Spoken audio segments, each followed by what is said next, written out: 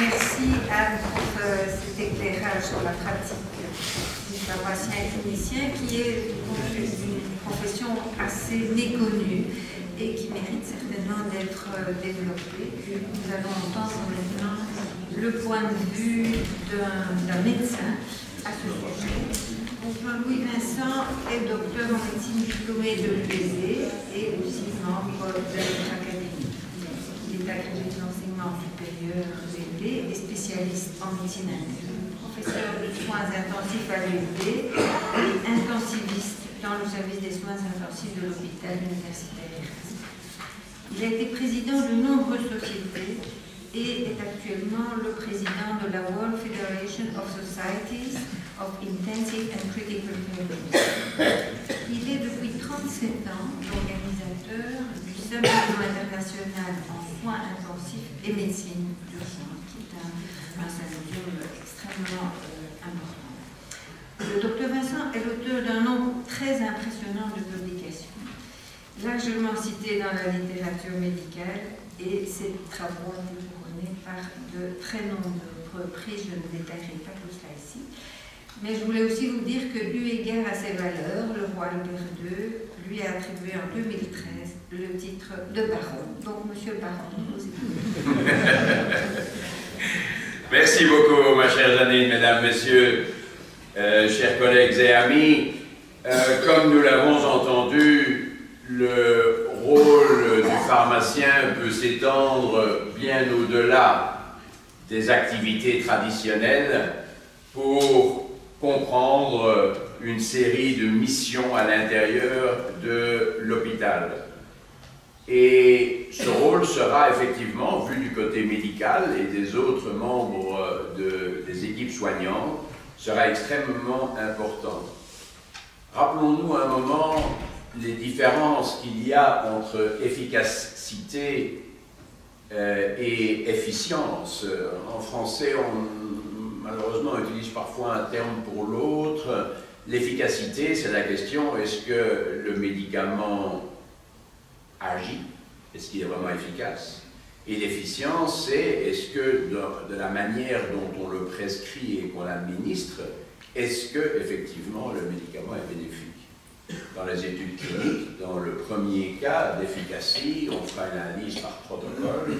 Dans le deuxième cas, efficience, on fera une analyse par intention to treat, par intention de traiter. En effet, certains malades pourraient prendre des médicaments de manière inadéquate ou ne pas bien les tolérer, et même si le médicament est efficace, il ne sera pas nécessairement efficient. Et donc, je crois que c'est un élément sur lequel nous devons insister quand on parle de pharmacie hospitalière, de même évidemment que celui de sécurité, comme on l'a dit, et le rapport coût-bénéfice. Et donc, voilà une série d'éléments dont on pourrait effectivement discuter, mais ce que je voudrais dire dans les quelques minutes qui me sont imparties, c'est que le rôle du pharmacien clinique est particulièrement important en soins intensifs. Et effectivement, nous avons été parmi les tout premiers à nous lancer dans cette expérience en 2000, grâce à une excellente collaboration avec Mme Evenadine, qui était pharmacien-chef de l'hôpital Erasme à l'époque. Et c'est Sophie Laurent, que vous voyez ici, qui nous a accompagnés lors des tours médicaux, des visites médicales, comme on dit en France. En Belgique, on utilise plus le terme franglais de tours, de rounds. Et c'est extrêmement important d'avoir ces discussions pluridisciplinaires au chevet du malade. Et effectivement, dans les critères de qualité des unités de soins intensifs aujourd'hui, et on l'a dit, les Américains ont été les pionniers dans le domaine, mais on retrouve notamment la présence du pharmacien dans le team. Et cette étude est particulièrement importante. S'il fallait lire une seule étude sur les pharmaciens en soins intensifs, ce serait celle-ci, publiée en 1999 dans la fameuse revue Le JAMA. On peut voir ici une étude qui a objectivé le rôle du pharmacien dans une équipe de soins intensifs avec une diminution substantielle des erreurs dans la prescription et l'administration des médicaments. C'est une étude avant-après, avec un groupe contrôle, c'est bien fait et c'est certainement très probant. Et c'est sur base de cette étude que l'année suivante, nous avons implémenté cette inclusion du pharmacien dans notre équipe. Bon, il serait un peu fastidieux de revoir toutes les tâches du pharmacien hospitalier en soins intensifs, mais disons simplement qu'il y a évidemment des aspects purement cliniques, de bonne administration des médicaments, de choix des doses, etc. Il y a des aspects d'éducation. Le pharmacien participe au séminaire, participe à toutes les discussions que nous avons concernant la prise en charge du malade. Il y a des activités plus académiques, évidemment, dans les hôpitaux académiques, en l'occurrence, les travaux de recherche qu'on peut mener. Il ne s'agit pas nécessairement de travaux de recherche pharmaceutiques purs et durs, mais s'il y a des aspects pharmaceutiques, le pharmacien est évidemment extrêmement bienvenu. Et alors évidemment une série d'activités administratives, de supply de médicaments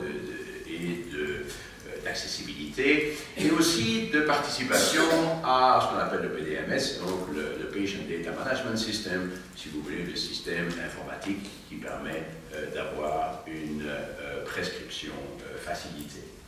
Bon, alors on pourrait même citer des cas bien précis, et justement, Mme Spinouine a participé à cette étude où on a invité les médecins à se prononcer vis-à-vis de la sédation chez les malades en soins intensifs. Eh bien, dans cette étude relativement récente, il y a encore à peu près 50-60% des médecins et des infirmières qui pensent qu'un médecin en ventilation mécanique, ce qu'on appelle la ventilation artificielle dans le temps, ont besoin de sédatifs. Mais c'est des vieux concepts. Ça, c'est une dame qui a pris un livre par elle-même. Elle était anglophone, elle a pris un énorme bouquin, mais vous voyez qu'elle est bien au respirateur. Et il y a encore des gens aujourd'hui qui pensent qu'il faut garder tous ces médicaments sous sédation parce que ça doit être extrêmement inconfortable d'être au respirateur. Mais plus aujourd'hui, plus avec des respirateurs qui coûtent le prix d'une Mercedes. Et donc, le pharmacien peut aussi intervenir là, dans les efforts collectifs, venir avec nous, revoir les traitements, discuter avec les infirmières, dire « Mais est-ce que tu es vraiment certain que ce malade a encore besoin de ces sédatifs ?» Parce que le but est de promener, et d'inviter le malade à se promener en poussant son respirateur. Et pas seulement pour la photo, hein, la photo a été prise quand le malade était déjà en promenade, et il peut même, quand on le permet, aller dehors. Eh bien, ce n'est qu'un petit exemple de collaboration efficace avec les infirmières. Et en 2008, d'ailleurs, un autre groupe a montré à quel point la participation d'un pharmacien pouvait diminuer la durée de ventilation mécanique, parce que dans beaucoup de cas, évidemment, quand on arrête la sédation, le malade est plus rapidement sevrable du respirateur. Et donc, on a ainsi des checklists, des éléments à ne pas oublier, qu'on peut résumer sous forme de phase hug, mais même le feeding syndrome, c'est pas vraiment le rôle du pharmacien de s'occuper de la nutrition du malade.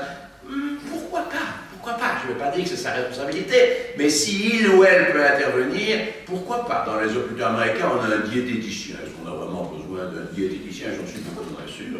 Mais je pense que le pharmacien peut participer à cela, au même titre, comme je viens de le dire, de la diminution des doses d'analgésie et sédation. Pas toujours d'augmenter l'analgésie pour pas que le malade ait mal, mais il y a un moment où trop de doses de morphine, ça n'est évidemment pas bon pour le malade et ça peut encore une fois prolonger la ventilation mécanique. La prophylaxie des thromboembolies, est-ce qu'on n'a pas oublié de le faire?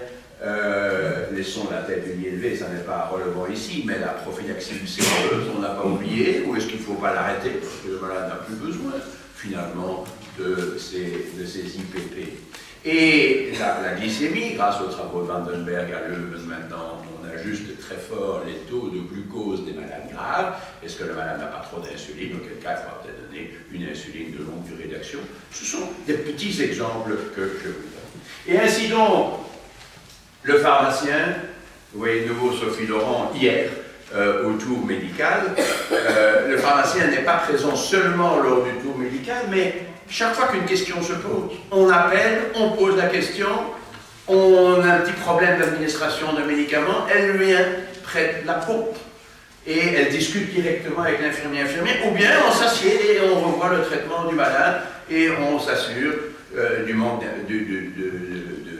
du non-problème d'interaction médicamenteuse, par exemple, des doses adéquates, etc.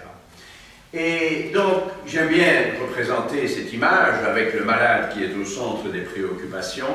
Nous sommes tous autour des malades, avec d'ailleurs la famille et les amis autour, mais le pharmacien fait partie de ce monde autour du malade de soins intensifs. Alors, pour nous résumer, donc, validation de la prescription médicale, choix de la molécule, des doses, révision de la prescription tous les jours, conseil, un petit coup de fil, rien que ça, c'est évidemment cost-effective, ça n'est pas très cher par rapport à peut-être des minutes passées sur Internet pour essayer de trouver la réponse à une question. Une aide logistique administrative, l'optimisation de la maintenance des doses, la préparation, les protocoles qu'on peut développer, le pharmacien doit être impliqué, l'enseignement des médecins et des infirmières, et évidemment la communication avec la pharmacie centrale. Donc c'est vraiment toute une série de tâches très diverses. Et je pense que pour le pharmacien qui travaille dans le service de soins intensifs, c'est également extrêmement positif de pouvoir faire toute une série de choses. Ce n'est jamais barbant, ce n'est jamais monotone de travailler dans un service de soins intensifs pour le pharmacien comme pour les autres. Donc, si nous voyons d'ailleurs dans le temps, on peut bien voir que le pharmacien peut déjà jouer un rôle lors de l'admission du malade en revoyant son histoire, ses allergies, etc. Et lors de la sortie du malade des soins intensifs en améliorant la communication avec l'équipe de l'étage, comme on dit, avec l'équipe des salles ordinaires qui continueront à prendre ces malades en charge. Et entre les deux, les différents éléments dont nous avons parlé. Et donc tout ça a été bien documenté. À l'admission, le pharmacien peut éviter de faire des erreurs et peut noter toute une série d'éléments très importants. Et lors de la sortie du malade, de même dans la communication avec les autres services. Alors, est-ce que tout cela est cost-effective en soins intensifs? Je vous dirais oui, c'est évident. C'est évident. À partir du moment où les gens travaillent, à partir du moment où les gens réellement apportent quelque chose, ça ne peut être que cost-effectif. Enfin bon, si vous voulez absolument avoir des données, voilà des données d'un de mes collaborateurs, publiées récemment. La conclusion, je vous dirais, est un peu wishy-washy, comme on dit, dans le sens où on dit, oui, ça suggère un coût-bénéfice potentiel. Toutefois, après ajustement, on ne peut pas conclure.